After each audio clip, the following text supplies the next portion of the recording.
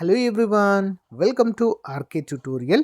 So guys, Ugadi సందర్భంగా మన ఛానల్లో ఉన్న సబ్స్క్రైబర్స్ అందరికీ కూడా బిగ్ అనౌన్స్మెంట్ అండి. మరి 2000 రూపాయలు ఉన్నటువంటి కోర్స్ని కేవలము 500 రూపాయలకే 2 ఇయర్స్ వ్యాలిడిటీతో అందచేయడం జరుగుతుందండి. ఎన్ని సంవత్సరాలండి? 2 ఇయర్స్ వ్యాలిడిటీస్తో. మరి ఇంత తక్కువ కాస్ట్ ఉంటుంది కదా కోర్సులో, మరి బాగుండవా అని చెప్పేసి డౌట్ రావచ్చు మీకు. సో గైస్, అందుకే ముందు డెమో చూసే అవకాశాన్ని మీకు కల్పిస్తున్నానండి. ముందు డెమో చూడండి, మీకు నచ్చితేనే తీసుకోండి ఫ్రెండ్స్. ఆల్మోస్ట్ హైదరాబాద్లోనే టాప్ ఫ్యాకల్టీ, 20 సంవత్సరాల అనుభవం కలిగినటువంటి ఫ్యాకల్టీ అండి. ఈచ్ సబ్జెక్ట్కి 20 సంవత్సరాల అనుభవం కలిగిన ఫ్యాకల్టీ చేత క్లాసెస్ చెప్పించామండి. ఎక్సలెంట్గా ఉంటాయి. ఓకేనా? ఒకసారి మీరు డెమో చూసి తప్పకుండా ప్రతి ఒక్కరు కోర్సుని ఈ ఆఫర్ను ఉపయోగించుకోండి, ఉగాది ఆఫర్ని. ఓకేనా? 1000కి పైగా క్లాసెస్ ఉంటాయండి. ఈచ్ అండ్ ఎవ్రీ టాపిక్ సంబంధించిన పీడిఎఫ్ ఉచితంగా అందజేస్తాం. టెస్ట్ సిరీస్ ఉచితంగా అందజేయడం అయితే జరుగుతుంది. కాబట్టి ఇది సరైన అవకాశం అండి. సో ఎవరైతే సీరియస్ ఆస్పిరెంట్ గ్రూప్ 2 అవకాశం కోసం చూస్తున్నారో తప్పకుండా తీసుకోండి. నాట్ ఓన్లీ గ్రూప్ 2 అండి, అన్ని కోర్సుల పైన ఆఫర్ ఉన్నాయి. డిఎస్సి పైన కావచ్చు, ఎస్ఐ కానిస్టేబుల్ పైన కావచ్చు, ఇతర కోర్సుల పైన కూడా ఆఫర్స్ ఉన్నాయి. ఒకసారి డెమో చూసి తీసుకోండి. App link in video description. ఓకేనా? All the best. Thank you. Hello everyone, welcome to RK tutorial. So guys, job క్యాలెండర్కి సంబంధించినటువంటి కొన్ని అప్డేట్స్ అయితే చాలామంది అభ్యర్థులు కామెంట్ రూపంలో అయితే అడుగుతున్నారు. సో వాటికి సంబంధించినటువంటి సొల్యూషన్ అయితే మీకు క్లారిటీగా ఈ వీడియోలో చెప్పడం అయితే జరుగుతుందండి. మనకు 470 ఉన్నటువంటి గ్రూప్ 2 ఖాళీలలో 250 పెంచుతూ సో వీటిని పెంచడం అయితే జరిగిందండి ఖాళీలని. మరి ఉన్న వాటిలలో డిప్యూటీ తహసీల్దార్ ఎన్ని ఖాళీలు ఉంటాయని చెప్పేసి చాలామంది అడుగుతున్నారు. సో వాటికి సంబంధించినటువంటి ఒక అప్డేట్ అయితే ఇస్తాను. నెక్స్ట్, అభ్యర్థుల వయోపరిమితి పెంచాలి అని చెప్పేసి చాలామంది మరి ప్రభుత్వాన్ని అయితే కోరుతున్నారండి. చాలా సంవత్సరాల తర్వాత వచ్చినటువంటి నోటిఫికేషన్ ఇది అని చెప్పేసి దాని వివరాలు చూద్దాము. మరియు అన్ని పరీక్షలలో సిబిటి మాత్రమే నిర్వహించాలని చెప్పేసి ఒక అప్డేట్ అయితే అందుతుందండి. దాని వివరాలు కూడా ఈ వీడియోలో మనం అయితే చూద్దాము వన్ బై వన్.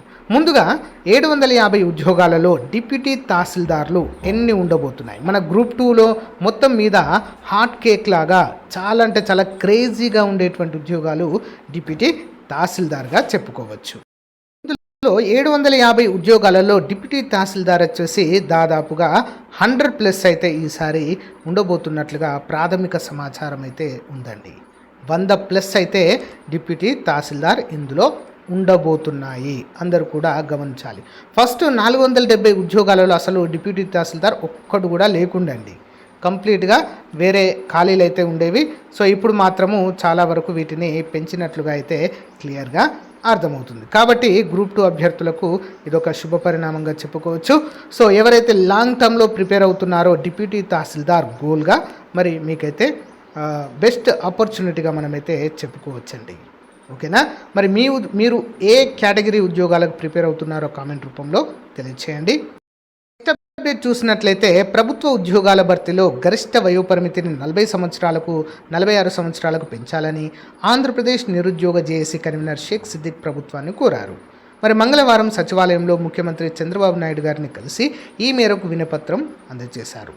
నిరుద్యోగ యువతకు 10,060 ఉద్యోగాలతో జాబ్ క్యాలెండర్ విడుదల చేసినందుకు ధన్యవాదాలు తెలిపారు.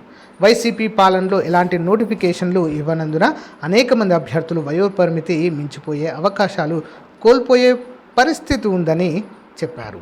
మరి తెలంగాణలో గరిష్ట వయోపరిమితిని 46 ఏళ్ళు ఉండగా ఏపీలో మాత్రము 42 మాత్రమే ఉంది. దీన్ని 46 ఏళ్లకు పెంచాలని మరి ముఖ్యమంత్రి గారిని కోరడం జరిగింది. వీటితో పాటుగా మరి 100కు పైగా ఉన్నటువంటి ఏపీ ఎండోమెంట్, ఓకేనా, దేవాదాయ శాఖలోని ఎగ్జిక్యూటివ్ గ్రేడ్ 3 ఉద్యోగాలను కూడా మళ్ళీ భర్తీ చేయాలని కూడా మరి ముఖ్యమంత్రి గారిని కోరినట్లుగా అయితే సమాచారం అయితే అందుతుందండి. మరి దీనికి సానుకూలంగా ముఖ్యమంత్రి గారు స్పందించినట్లుగా కూడా సమాచారం అయితే ఉంది ఫ్రెండ్స్. మరి చూడాలి ప్రభుత్వం ఎలాంటి నిర్ణయం దీనిపైన తీసుకుంటుంది. ఎందుకంటే చాలా ఆశగా ఎదురు చూస్తారండి చాలామంది దేవాదాయ శాఖ ఉద్యోగాల కోసం. ఎందుకంటే ఆల్రెడీ వాటికి అనుమతులు లభించి ముఖ్యమంత్రి గారు కూడా చాలా ప్రెస్ కాన్ఫరెన్స్లో చెప్పడం జరిగింది, ఆల్రెడీ ఆమోద ముద్ర వేస్తున్నాను, ఇమీడియట్గా దీన్ని రిక్రూట్మెంట్ చేపట్టండి అని. కానీ అయినప్పటికీ కూడా దాన్ని ఆపారు.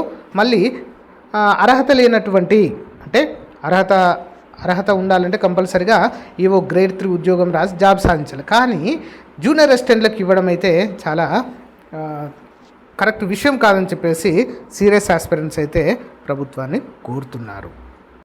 చూసినట్లయితే అన్ని పోటీ పరీక్షల యొక్క క్యాలెండర్ ద్వారా భర్తీ చేసే పోటీ పరీక్షల యొక్క కంప్యూటర్ బేస్డ్ టెస్ట్ అనేది అన్నిటికీ కంప్యూటర్ బేస్డ్ టెస్టే నిర్వహించాలని చెప్పేసి కూడా అభ్యర్థులు కోరుతున్నారు.